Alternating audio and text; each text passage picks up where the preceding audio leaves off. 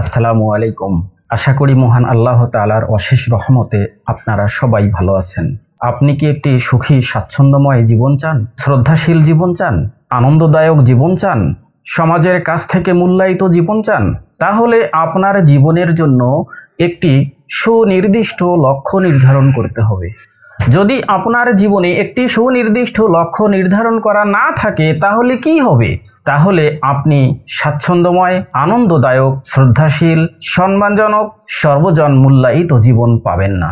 পরিবর্তে আপনার জীবনে চলে আসবে দুঃখ, হতাশা, অনুশোচনা। তাহলে আজই আপনার জীবনের জন্য একটি সুনির্দিষ্ট লক্ষ্য নির্ধারণ করে ফেলুন। সেই সুনির্দিষ্ট লক্ষ্য কেমন হবে বা কেমন হওয়া উচিত?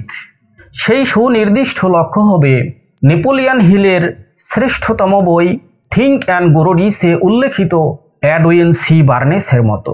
এডউইন সি বার্নেস গ্রামের এক সহজ সরল ছেলে, অপরিচিত ছেলে, টাকা পয়সা নেই, শিক্ষা দীক্ষা নেই, এমনকি কোনো কাজকর্মও নেই, কিন্তু তার মধ্যে আছে এক সুনির্দিষ্ট লক্ষ্য এবং বুক ভরার স্বপ্ন, আশা এবং কাজের প্রতি ভালোবাসা।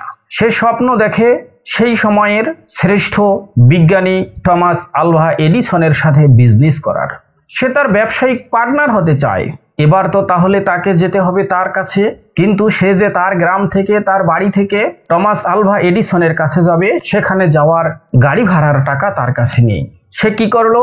মালবাহী ট্রেনে সে পণ্য সামগ্রীর সাথে সে দীর্ঘ পথ পাড়ি দিয়ে টমাস আলভা এডিসনের সাথে সাক্ষাৎ করতে চলে গেলেন।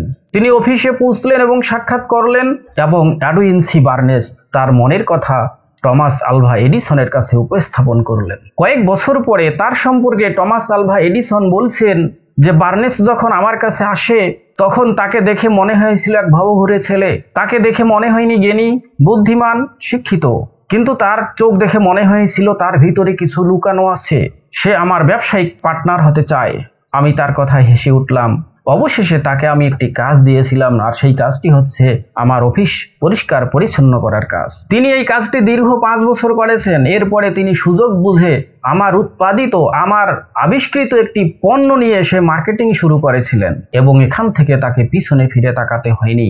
আমি তার সাথে ডিল করতে বাধ্য হয়েছি এবং তিনি এই একটি পণ্য বিক্রি করে মিলিয়ন মিলিয়ন ডলার উপার্জন করেছেন। আপনার জীবনের লক্ষ্যটি হবে এইরকমই সুনির্দিষ্ট, যে আপনার কাছে যদি তা অর্জন করার টাকা না থাকে, পয়সা না থাকে, জ্ঞান গরিমা কিছু না থাকে, শুধু আপনাকে চাইতে হবে, মনে প্রাণে বিশ্বাস করতে হবে।